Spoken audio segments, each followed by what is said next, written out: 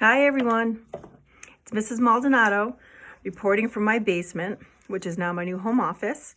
I just want to say I've noticed a lot of you were able to pick up laptops and get on iReady this week, and I'm really proud of all the hard work that I'm seeing. Keep it up, and I'm really proud of you, and I miss you. So today our lesson for Ready Math is lesson 9. This is a review of decimals, comparing them, and rounding them. I'd like for you to get pencil and paper. So can you pause the video and grab your materials? And let's get started. Okay, so first let's go over our objectives of the week. The first thing is to compare decimals to the thousands place using greater than, less than, and equal to. These symbols are called symbols of inequality. The next objective is using place value to round decimals to the nearest hundredth, tenth, and whole number. We do a lot of these skills when we work with money every day. Dollars and change is decimals, and a lot of times we compare money. We also add and subtract decimals, which would be another week. But money is a great way to practice decimals. All right, let's take a look. So the first thing we're going to look at is comparing decimals. Let's compare 7 and 33 thousandths and 7 and 2 hundredths. Last week for lesson number 8, we talked about a place value chart and understanding the place value and the value of a digit. So what we could do here to compare these two decimals is use a place value chart. So I would draw one out, and then I would plug in my two decimals. 7 is in the ones, that goes to the left. That would be our whole number. The decimal points get lined up. There's 0 tenths, and then there's 33 thousandths. Now I'm going to plug in my second decimal, 7 and 2 hundredths. 7 decimal point, 0 tenths, and then 2 hundredths. So if you can remember, we talked a lot about when we compare decimals, we want to make sure that they have the same place value. So if the first decimal ends in the thousandths, the second decimal also needs to end in the thousandths. That's right. So we put a 0 there. Now they both have the same place value, and now we can compare them. We start with the greatest digit. So here, that would be the ones place. They both have a 7. That's no help. So we go to the tenths place. They both have a 0. Still nothing there to compare. So then I go over to the hundredths. 3 hundredths or 2 hundredths. So as you can see, 3 hundredths is greater. So this one's going to be my greater decimal.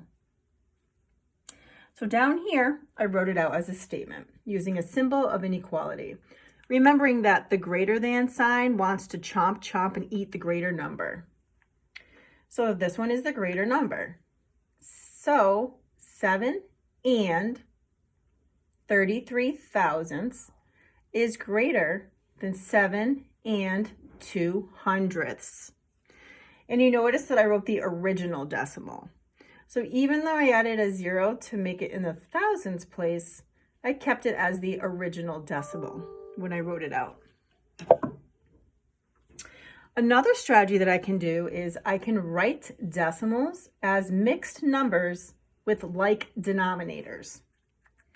So I could take the same problem up top and write these two decimals as a fraction, as a mixed number. A mixed number is a fraction that has a whole number and a fraction together. This is called a mixed number. So if I wrote this out, and this is where the place value chart also helps. 7 is my whole number. 33 thousandths would go here. 7 and 33 thousandths. Now if I wrote this decimal, 7 and 200ths, that's what it would be as a mixed number. So I need to have it in the thousandths if I need to have like denominators. So if I multiplied my numerator and my denominator by 10, that would give me 20 thousandths. My whole number would stay the same. So this would be the same as this, 7 and 20 thousandths. 7 and 20 thousandths. So now that I have them both as mixed numbers with like denominators, I know that this one is greater, because 33 out of 1,000 is greater than 20 out of 1,000, and both whole numbers are the same. So again, if this was my question up here, I'm going to answer it with the original decimals. So 7 and 33 thousandths is greater than 7 and 200ths.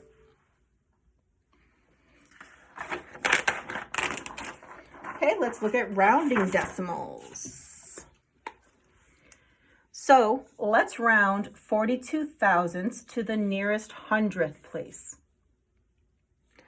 Okay, the first strategy is we can make a place value chart and use our rounding rules. I know we worked a lot with that this year. So step 1, here's my place value chart. Then I just plugged in my decimal. I would just read this as 42 thousandths. I wouldn't say 0 and 42 thousandths. All right, so let's try this. First, let's go over our rounding rules. Underline the digit. Okay, underline. I'm rounding to the nearest hundredth place. So I'm going to underline the hundredth place because that is the digit it wants me to round to. Look to the right. I see a 2. If it's 5 or more, you raise this one more. If it's 4 or less, you let this rest. It would stay the same. All right, so let's think about that. The digit to the right is a 2. That is less than 5. That's 4 or less. 4 or less, let it rest. So the 4 is going to stay the same. Anything to the left will also stay the same. And when I'm rounding decimals, I don't put zeros at the end. It wants me to round to the hundredth place, so I'm going to leave it in the hundredth place. Down here, another strategy to round decimals is making a number line. So if I was rounding the same decimal up top,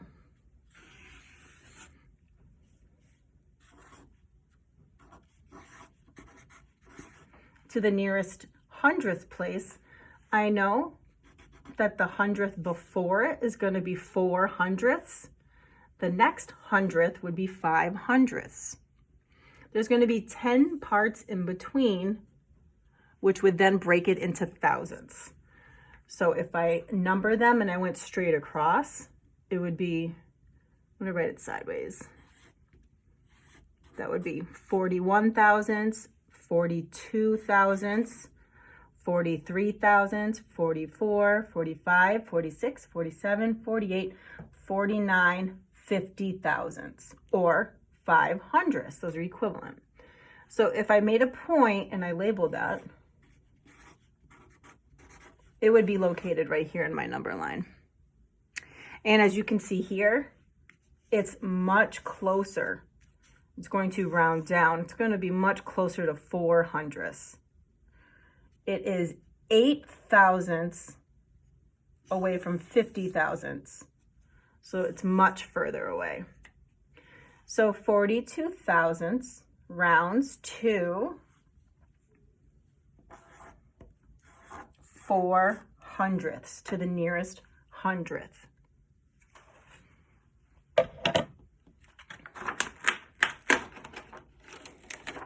Okay, so that was a quick review on comparing and rounding decimals. So now here's your problem. What I'd like for you to do is, I have 3 comparison statements. I want you to pause the video once I reveal the question. I want to know which comparison is true, which one is correct. I want you to show some work, either using a place value chart or anything that helps you, but I really want you to do the work. You could also put them in fraction form. Let's take a look. Okay, here's your problems. Which comparison is true? 1, 2, 3. Okay, pause the video and do the workout. Solve each one, true or false. And then when you're done, press play. All right, so I'm going to go through and I'm going to solve these. Here's my place value chart.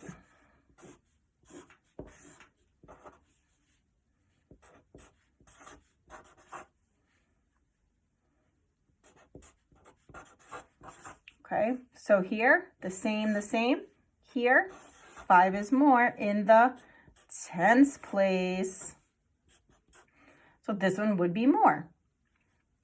So is this written correctly? No, it's not. It's not written correctly because it's telling me that 4 and 5/100 is greater than 4 and 50/100. And if I wrote it in fraction form,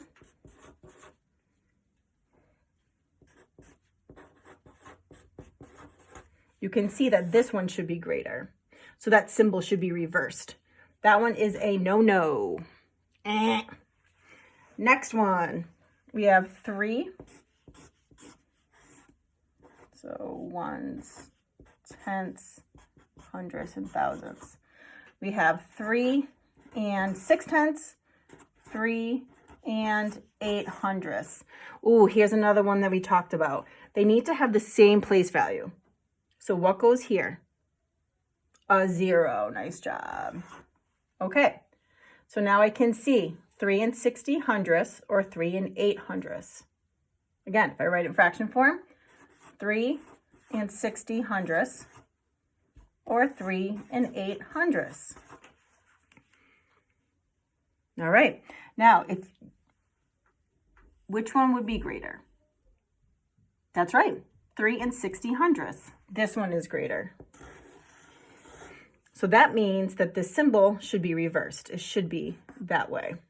This one is also incorrect. Boy, I hope it's the last one. Last one. All right, here we go. Ones, tens, hundreds. 9 and 6/100. 9 and 13/100. All right, let's take a look. They're both in the hundredths. If I write them in fraction form as a mixed number, this would be 9 and 6/100, 9 and 13/100.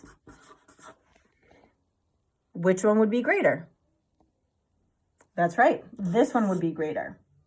The symbol is opened up to 9 and 13/100. Nice job.